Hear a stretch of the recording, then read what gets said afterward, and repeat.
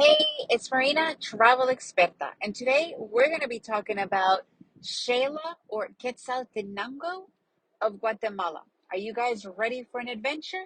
Let's begin. Xela, the city in Quetzaltenango, it's also called Quetzaltenango, is the second largest city in Guatemala.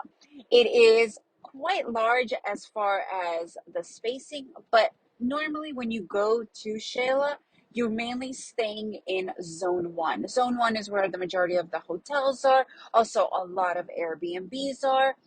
Even though it is of a historic area, you can definitely come there by car. I will talk about how to get to Shayla in just a second. But let's say that you do have a car. The majority of Airbnbs and hotels have a place where you could leave a car, a parking space, but you could pretty much walk all of zone one very easily.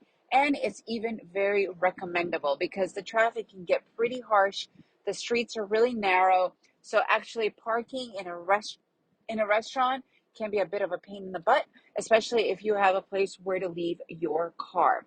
So, how do you get to Shayla? There's quite a few ways to get there, regardless where you're coming from, Antigua or the city or even Lake Atitlan. There are plenty of shuttles that go directly into Zone 1 from any of those areas. You could also get a private transfer, which is not that expensive, maybe $125 for up to like 6 people, I think. The shuttles can cost around $35 per person. And you have to check with the different companies the times that they get there.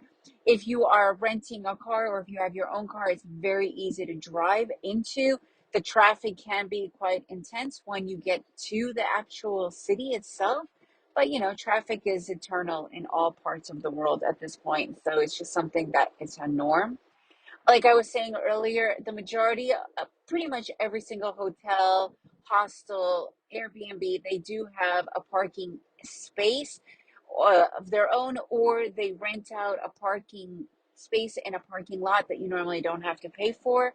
But there are plenty of ways to park your car. So that's not going to be an issue. Pretty much what there is to do in Chile is a lot of people come to Chile to learn Spanish. That is really one of the main things to do when you get to Chile. If you're going to be staying there for a little bit longer, it's a really big place for a lot of NGOs as well. Um, so basically, Chile, the majority, when you go there, you are going to be more or less staying and visiting Zone 1, which is the historic area of Quetzaltenango, and it's all walkable. And the main area is the Parque Central, which is the cathedral. That's where the majority of like the restaurants are. It's kind of like where you're going to be doing the majority of the stuff. There's always music going on. There's always something going on in Parque Central. Also, the more popular thing there to try is like the sheka. It's a bread which is very overrated in our opinion. It's just bread filled with different fillings. It's, whatever. But if you're going to try it, it's called checa bread. You could even get it in Xelapan, which is one of the more popular panaderias or bakeries in the area, and it's located right there in Parque Central. Again, not anything that is remarkable, super overrated, but give it a shot. It's super cheap to try it out. It's less than $1 for one of those sheka pans to try out. And there are quite a few restaurants all around Zone 1. So make sure that you go and listen to my episodes on restaurants in Shela or restaurants in Quetzaltenango because some of them will surprise you how yummy they are. Others you'll be very unimpressed with. But, that you could form your own opinion. I'm just giving you our own personal review.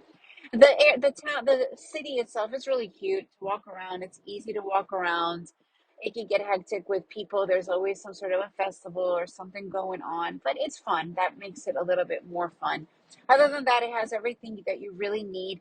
If you are coming to Quetzaltenango, Xela for the rock climbing, I have an entire episode about that. It's the Cerro Quemada area. So make sure to go and listen to rock climbing in Shayla episode because that in itself is there's so much there because you don't even have to go rock climbing to experience the circus that happens in Cerro Quemado, which is this rock face that is made out of old lava magna, and it's really, really interesting. The circus that goes on there with all the different religious groups as well.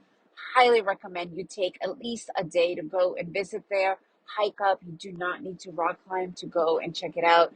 It is really something spectacular to enjoy. So make sure you go and listen to the episode all about that as well, because you will have a blast when you go and visit. And if you guys have been to Xela, I'd love to hear more of your information. If I missed anything, please let me know. And if you enjoyed this episode, please leave me a review, share it with your friends, and remember to make every day an adventure.